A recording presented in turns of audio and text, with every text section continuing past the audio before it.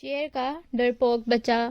ایک دفعہ ایک شکاری نے جنگل سے ایک شیر کا بچہ پکڑا۔ بچہ بہت چھوٹا تھا اور اپنی ماں کا دودھ پیتا تھا۔ شکار اسے اپنے گھر لے آیا۔ شکار کے بچے ننھے شیر کو دیکھ کر بہت خوش ہوئے اور اس سے کھیلنے لگے۔ کچھ دیر میں ہی شیر کے بچے کو بھوک لگی۔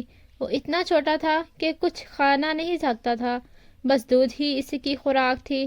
شکاری یہ سوچ کر پریشان ہو گیا کہ اب کیا کیا جائے، کیونکہ اسے پتا تھا کہ شیر کا بچہ ابھی بہت چھوٹا ہے اور وہ دودھ کے سوا کچھ نہیں کھائے پیے گا۔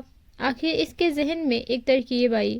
اس نے شیر کے بچے کو اپنی بکری کے ساتھ چھوڑ دیا۔ بکری کے بھی چھوٹے چھوٹے بچے تھے۔ شیر کا بچہ کچھ ہی دیر میں بکری کے بچوں کے ساتھ گل مل گیا۔ جب بکری کے بچے دودھ پینے کے لیے ماں کے پاس جاتے تو شیر کا بچہ بھی ان میں شامل ہو جاتا۔ اس طرح شیر کا بچہ بکری کے بچے کے ساتھ پلنے لگا۔ وہ آہستہ آہستہ انہی کے رنگ میں رنگنے گیا۔ وہ دیکھنے میں تو شیر لگتا تھا، مگر اس کی تمام عادتیں اور خصوصیتیں بکری کے بچوں کی جیسی تھیں۔ اس طرح شیر کا بچہ بکری کے بچوں کے ساتھ ساتھ بڑا ہوا گیا۔ تو وہ شیر ہی مگر باقی شیروں کی طرح بہادر نہیں بلکہ ڈرپوک تھا۔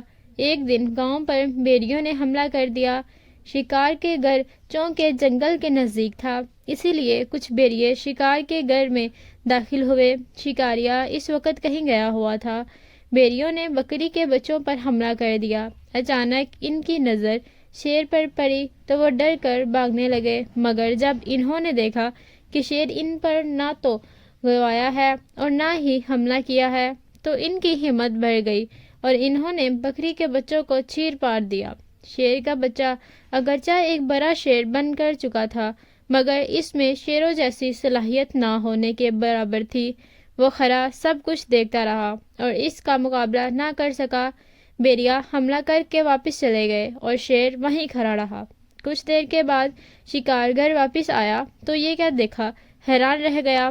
شیر ہونے کے باوجود بھیڑیوں نے حملہ کر کے بکریوں کو چیر پار دیا اور شیر کچھ نہ کر سکا۔ اسے بے حد صدمہ ہوا۔ اس نے تو سوچا کہ شیر کا بچہ بکریوں کے بچوں کے ساتھ چھوڑ کر جاتا ہوں تو محفوظ رہیں گے، ان کا کام آئے گا، مگر وہ یہ نہیں جانتا تھا کہ بکری کے ساتھ رہتے رہتے اس کی اپنی صلاحیت ختم ہو چکی ہے۔ اگر وہ شیروں کے ساتھ جنگل میں رہتا تو پھر ان کی طرح شکاری کرنے کی عادت ہوتی، انہی کی طرح بہادر بھی ہوتا۔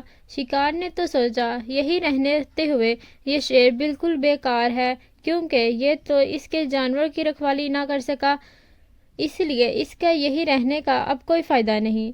تو کیوں نہ اسے جنگل میں ہی واپس چھوڑ دیا جائے تاکہ اپنے ساتھیوں کے ساتھ رہتے ہوئے اس میں بھی ان کی جیسی بہادری صفات پیدا ہو جائے۔